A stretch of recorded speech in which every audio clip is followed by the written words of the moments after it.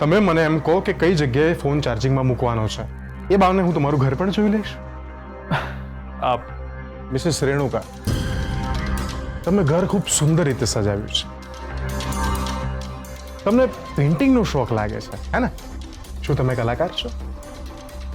ના, એટલે મેં તમારી આંગળીઓ જોઈ, કલાકારને શોભે એવી આંગળીઓ છે. ના ના ડોક્ટર, હું કલાકાર નથી. But thanks. હું ચા નાસ્તો લઈને આવું, તમે બેસો ને.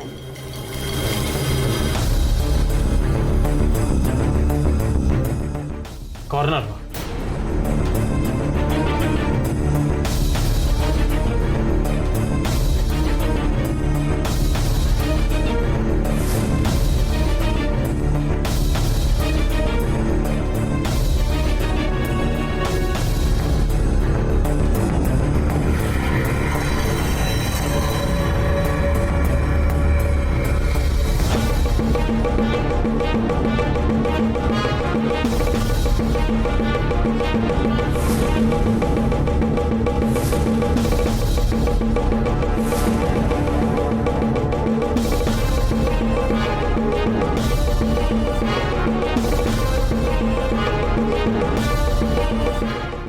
Yes, please have a seat.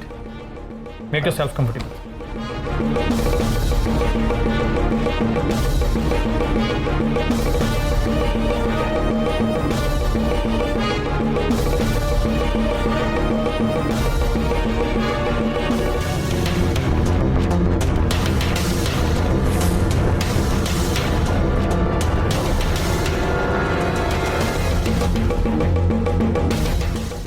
Charge કરવા મૂક્યો છે. હા, જોયું મેં.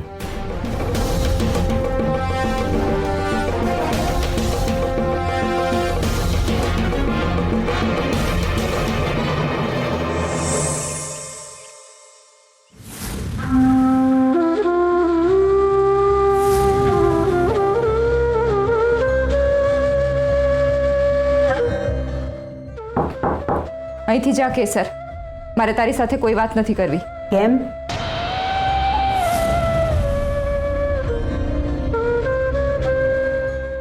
આવો અંદર.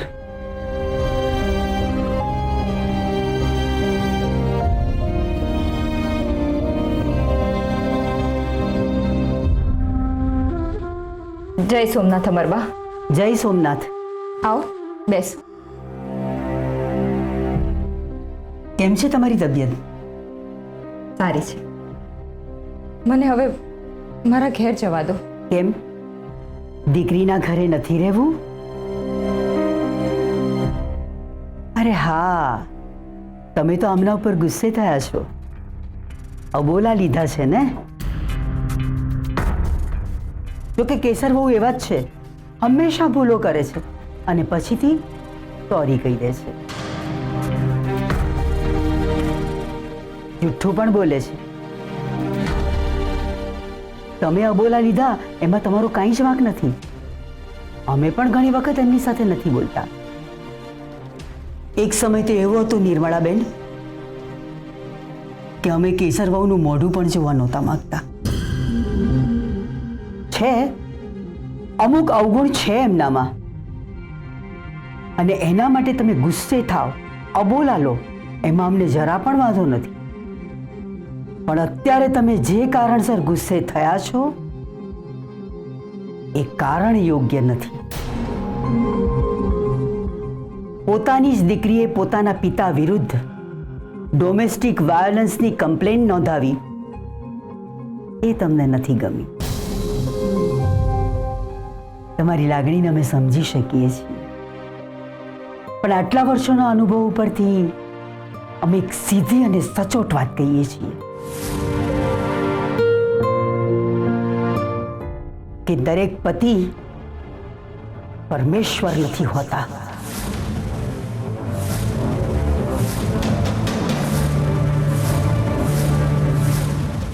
એક્ઝેક્ટલી, હું પણ મમ્મીને એ જ કહી રહી.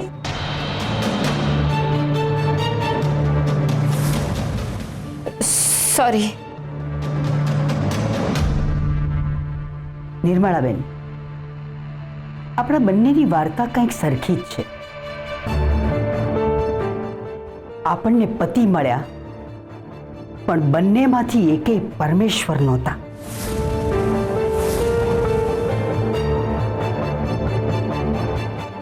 અમે અમરબા વનરાજસિંહ, પણ વનરાજસિંહ નામ લગાડતી વખતે અમને ક્યારેય ખુશી નથી થઈ.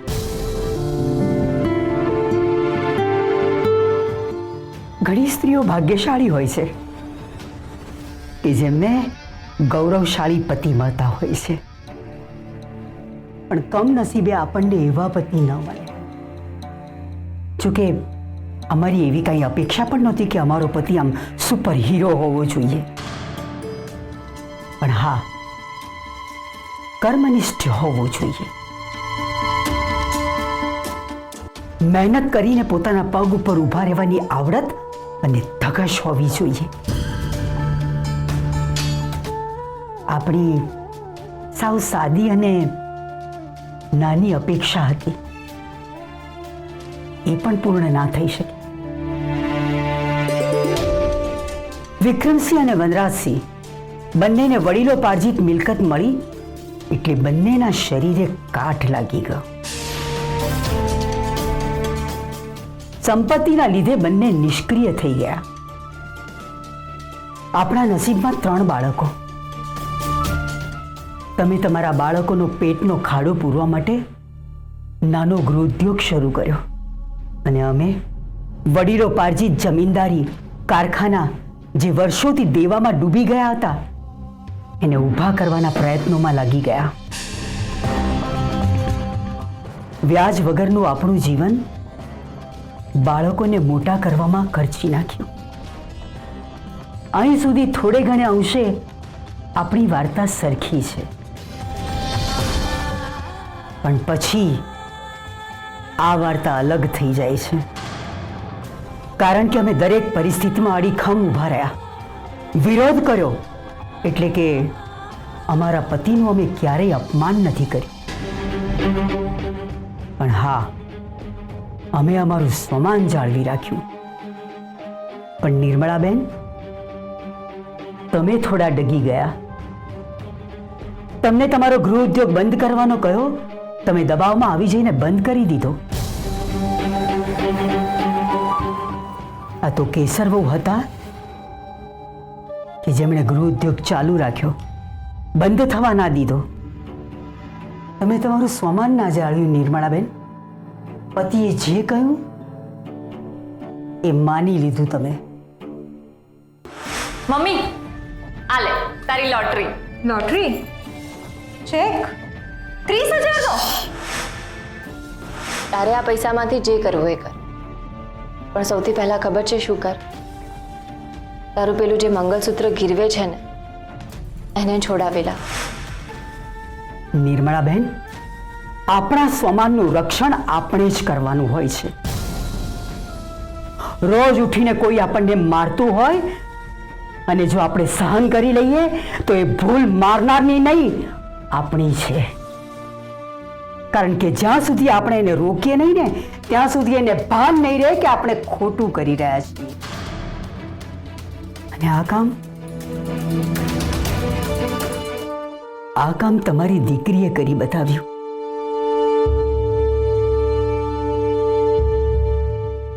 અમારી બહુ ઈચ્છા હતી કે અમારી પણ એક દીકરી હોય, પણ ઉપરવાળાને મંજૂર નહોતું. નસીબદાર છો નિર્મળાબેન કે તમારે 3 દીકરીઓ છે, અને દીકરીઓ પણ કેવી હોશિયાર, નીડર, એ જે પોતાના પિતા સાથે નહીં, તમારી સાથે, તમારા પડખે ઊભી રહી છે.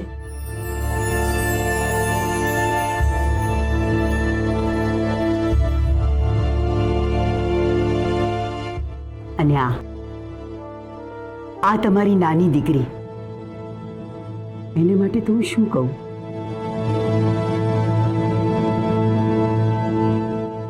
જનરલી કેસરવા ઉતાવળે ને પોતાની જાતે નિર્ણય લેતા હોય છે, પણ આ વખતે એમણે એવું નથી કર્યું. એમની બહેનો સાથે ચર્ચા કરીને પછી નિર્ણય લીધો છે. હા, આ અમને ગમ્યું. એટલે અમારી દ્રષ્ટિએ એમણે જે કંઈ પણ નિર્ણય લીધો છે એ એકદમ યોગ્ય છે. એમની જગ્યાએ જો અમે હોત ને તો અમે પણ અમારા બા માટે આ જ પગલું ભર્યું હોત.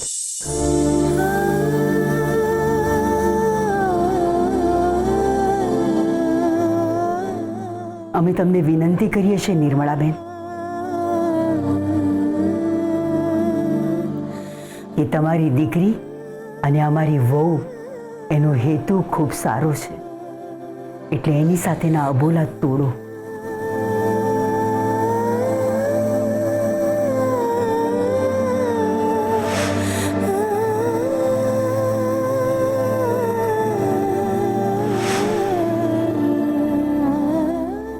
કેસર, તું બહુ મોટી થઈ ગઈ છે. મમ્મીને ભેટવાનું મન નથી થતું?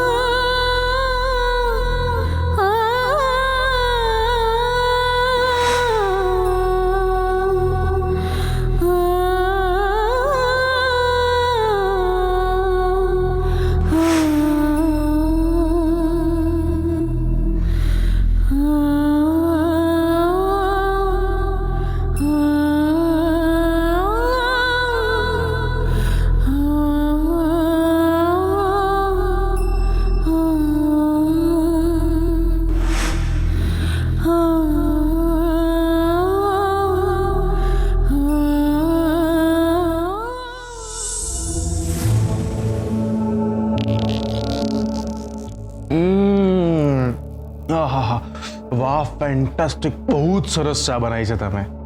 આહા, ખરેખર ખરેખર તમારા હાથમાં જાદુ છે. Thank you. નાસ્તો પણ લો ને સર. હા, આ છે ને આ બિસ્કિટ મારા ફેવરેટ છે. તમે પણ લો ને. અરે ના ના, હું બિસ્કિટ નથી ખાતો. એકચ્યુઅલી એમાં મેંદો હોય છે ને. હા, મેંદો શરીર માટે નુકસાનકારક હોય. તો તમે કેમ? અમે ડોક્ટર હોય, અમારામાં રોગ પ્રતિકારક શક્તિ હોય, એટલે અમને કઈ ના થાય. તમારું ઘર સરસ છે, એટલે ચોઈસ કોની છે? આની.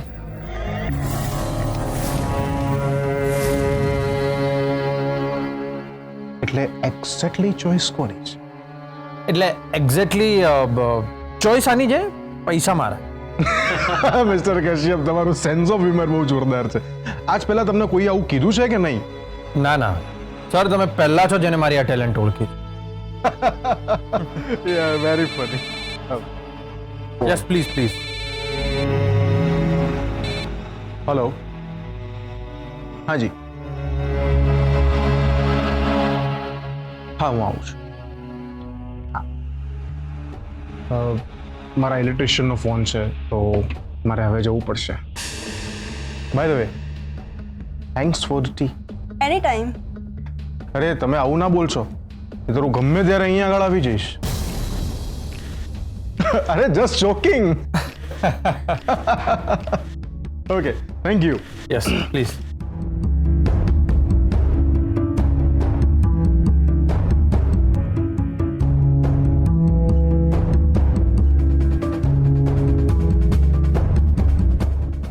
Thank you.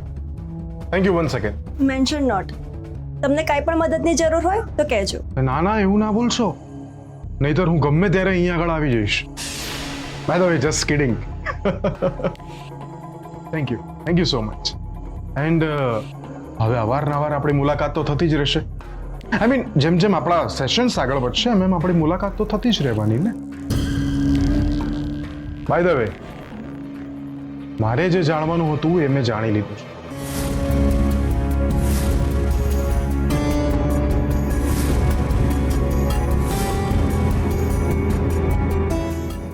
Bye bye. આ ડૉક્ટર આમ કેમ બોલીને ગયા કે મારે જે જાણવું હતું એ મેં જાણી લીધું? શાના વિશે વાત કરતા?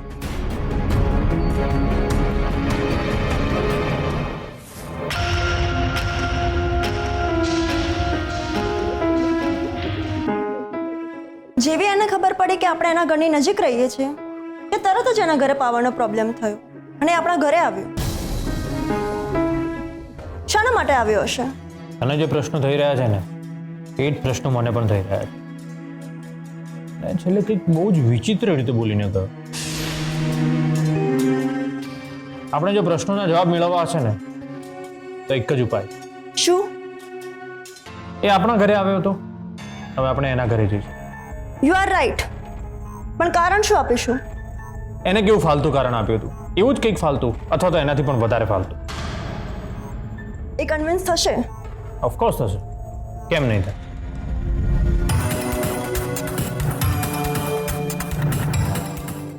તું ક્યાં ચાલ્યો?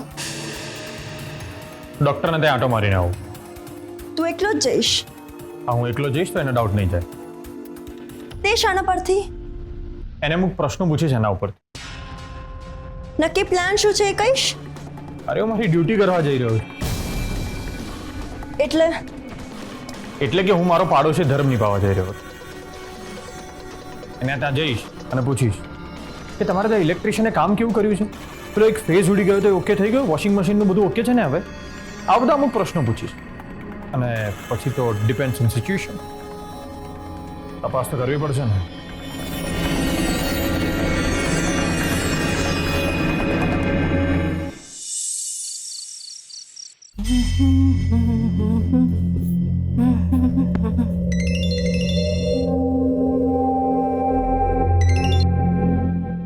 બોલો વિક્રમસિંહ.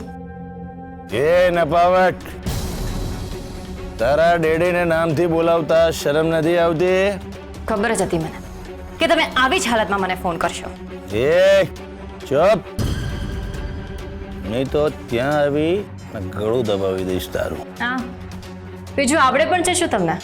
તારે કારણે મારે પોલીસ સ્ટેશનમાં જવું પડ્યું. ત્યાં બધાને ભાઈ બાપા કરવા પડ્યા. એ લોકોએ કારણ વગર મને બેસાડી રાખ્યો. એક ખાનદાની માણસનો સમય કેટલો કિંમતી હોય છે તને ખબર છે મૂર્ખ? ત્યાં કેમ બેસાડી રાખ્યા હતા એનું કારણ તમને ના ખબર પડી? પડી ને, તે મારા વિરુદ્ધ પોલીસ ફરિયાદ લખાવી છે. એક ખાનદાની માણસની દીકરી તરીકે તું જરાય શોભતી નથી. ખાનદાની માણસ. બસ, ખાનદાની માણસ, ખાનદાની માણસ. બસ ડેડી, તમે ગુનો કર્યો છે ને એટલે તમારા વિરુદ્ધ કમ્પ્લેન કરી છે મેં. જ્યારે તમે ગુનો નહોતો કર્યો ને ત્યારે મેં જ તમને છોડાવ્યા હતા, યાદ છે ને? હા, તે કઈ ઉપકાર નથી કર્યો. તે અમે તને ભણાવી ગણાવીને મોટી કરી છે, તારી ફરજ છે. અને હા, નિર્મળા અમારી પત્ની છે. અમે પતિ પત્ની ગમે તે રીતે રહીએ, લડીએ, ઝઘડીએ, એમાં તારે શું? હા, પતિ છો તો ક્યારે પતિની જેમ વર્તન કેમ નથી કર્યું? કોઈ પતિ પોતાની પત્નીને આ રીતે નથી મારતો, એટલી પણ સમજણ નથી તમારામાં? હા, સમજણ હતી જ એટલે આટલી તકલીફો વેઠી તને મોટા પરિવારમાં પરણાવી. અને એટલે જ તું પોલીસ બની શકી છે. બાકી તારી લાયકાત શું હતી? 10 રૂપિયાના પાપડ વેચી ખાતી હતી. ઉલટાનો તારે તો મારો આ જીવન પાડ માનવો જોઈએ. નોનસેન્સ. વાહ, ખુદાની દીકરી માટે તો આવી ભાષા યુઝ કરો છો. તમે ના સારા ડેડી બની શક્યા, ના સારા પતિ, અને માણસ તો સારો પતિ. એ આ સારા પતિ વિશેના ટોણા મને ના મારીશ. હે, તારા પતિ કરતા હું 1,00,000% સારો છું, સમજી? વિક્રમસિંહ, મોઢું સંભાળીને વાત કરજો. તમને ભાન છે કે તમે કોના વિશે બોલી રહ્યા છો? એમના વિરુદ્ધ હું એક પણ શબ્દ સાંભળીને નહીં લઉં. એ તું એક નંબરની મૂરખ છે કેસર. તારા આ જ પતિને કારણે એક દિવસ રડતા રડતા મારી પાસે આવીશ અને મારા આ પગમાં પડીશ. એ લખી રાખજે.